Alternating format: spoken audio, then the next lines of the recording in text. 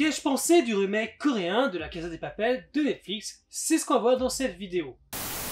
Salut, je suis heureux de vous retrouver pour ce nouvel avis drama où on va donc aborder Money Heist Korea, Giant Economic Haya, qui, comme je le disais, est le remake de la célèbre série La Casa de Papel, ou plutôt c'est sa première partie pour la première saison. Je dois avouer que j'ai un rapport particulier avec cette série. Je ne compte plus le nombre de fois où j'ai voulu la commencer, puis en ai perdu l'envie au moment même de me lancer. Donc, si tu t'attends à ce que je te compare les deux versions espagnoles et coréennes, bah désolé, ce ne sera pas le cas dans cette vidéo. Donc si tu es prêt, c'est parti.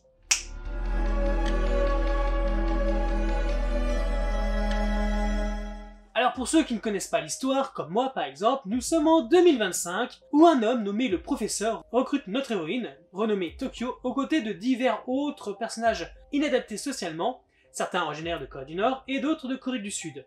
Leur cible est la monnaie unifiée de Corée, où ils ont l'intention de s'introduire et de voler 4000 milliards de won et de s'en sortir en un seul morceau. Mais avec la police à leur basque, vont-ils s'en sortir avant d'être arrêtés?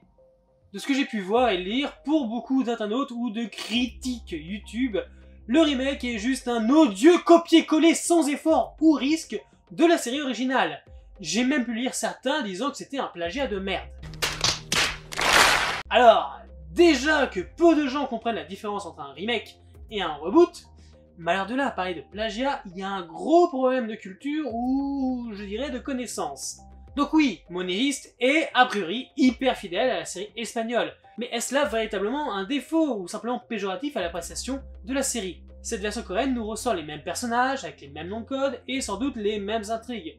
Mais c'est normal, c'est un remake et non un reboot. C'est-à-dire un reboot, c'est on prend la base et on va tout transformer, il n'y a pas de limite véritable, tout est possible avec un reboot. Donc non, ici on est bien dans un remake, on reprend la même histoire, mais avec quelques menus variantes, comme par exemple le lieu.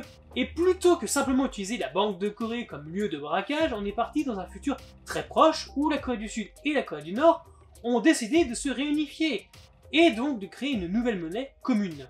Le drama utilise donc un contexte politique pertinent, logique, une chose absente que ne possédait pas la série espagnole de ce que j'ai pu lire ou voir. J'ai quand même pris quelques infos. Alors autant vous le dire, pour un néophyte de la Casa de Papel comme moi, la série m'a énormément plu. J'ai beaucoup aimé les personnages, leurs relations, l'intrigue que j'ai trouvée bien ficelée, les rebondissements qui se font avec intelligence, logique, c'est quand même bourré de détails et le rythme est très bien tenu.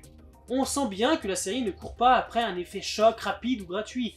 On prend du temps de nous développer les situations avec de vrais moments de pause qui donnent plus d'épaisseur aux personnages. Il n'y a pas de fioritures, de longues scènes contemplatives, d'intrigues secondaires longues ou de flashbacks inutiles.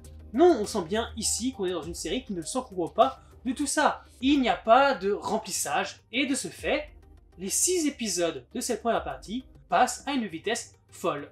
Et ça, c'est aussi grâce au casting qui est absolument démentiel. Je les ai tous appréciés dans leur rôle. On s'attache d'ailleurs facilement à eux, ils sont cohérents avec leur histoire, personnalité et même leurs relations. J'ai bien sûr apprécié l'héroïne Tokyo, qui est une fan de K-pop, et une ARMY, donc fan de BTS, et qui appuie bien sur le fait que, contrairement aux autres fans du groupe, elle a vraiment fait l'armée. Ça m'a fait beaucoup rire dès le début, et ça a aidé à me plonger dans ce début, à appréhender la série.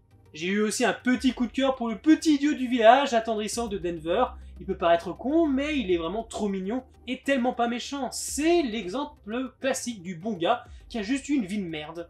Sans oublier Park Hae-soo en Berlin, véritable psychopathe qui nous rappelle toute la traîtrise qui le caractérisait déjà dans Squid Game. D'ailleurs, on peut dire que Netflix lui offre de très beaux rôles. Mais au-delà de ces personnages que j'ai beaucoup appréciés, ce qui fait surtout l'intérêt de Money Heist Korea, c'est ce dont on parlait plus tôt, sa portée politique. Dès le début, on nous fait comprendre que la série se déroule dans un futur proche, un fantasme, une uchronie où les deux Corées sont réunifiées, grâce à la création d'une zone économique mutuelle. Mais même si on peut s'enjailler devant cette réunification, tout n'est pas rose, et ça va cacher un message quand même assez pessimiste. La fin tant espérée du conflit coréen n'est en fait qu'une ouverture pour un capitalisme débridé qui finit par transformer n'importe quel rêve en cauchemar, comme en témoignent les histoires personnelles de la plupart de nos personnages. Et en plus, loin de s'arrêter là, la série en profite aussi pour dénoncer le sort réservé aux femmes dans la société coréenne. On assiste avec parfois beaucoup de brutalité et sans état d'âme à la misogynie décomplexée du directeur de la dite banque, la suspicion des enquêteurs envers leurs collègues du sexe opposé,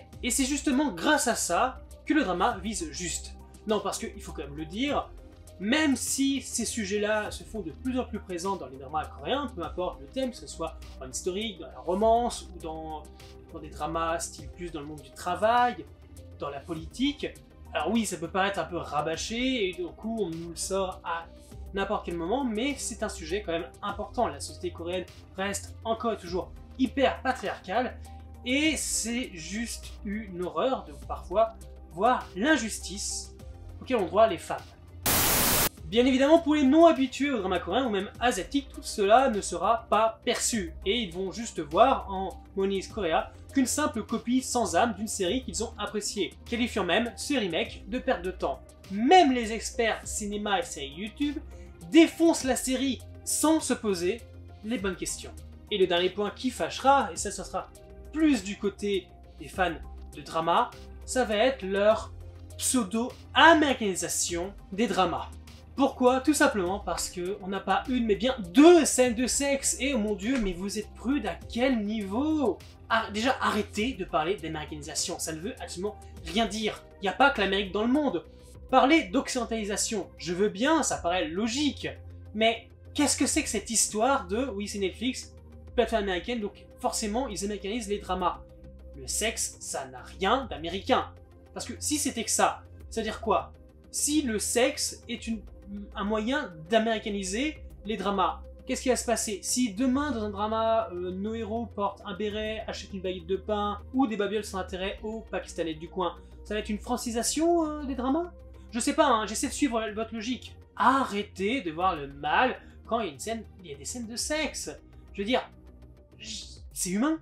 C'est humain, je suis d'accord, les dramas coréens s'évertuent beaucoup plus à montrer le côté romantique d'une relation amoureuse, et jamais trop le côté charnel, sauf dans les films. Je peux comprendre le petit choc, mais ouvrez vos œillères. 2 scènes de sexe dans 2 épisodes différents, et elles ne sont pas mises là gratuitement juste pour le plaisir de voir de la chair en folie, mais dans une logique d'intrigue, dans une évolution logique également. D'un côté, on va avoir le besoin de réconfort et un nouvel amour, et de l'autre, bon, le syndrome de Stockholm, on va dire.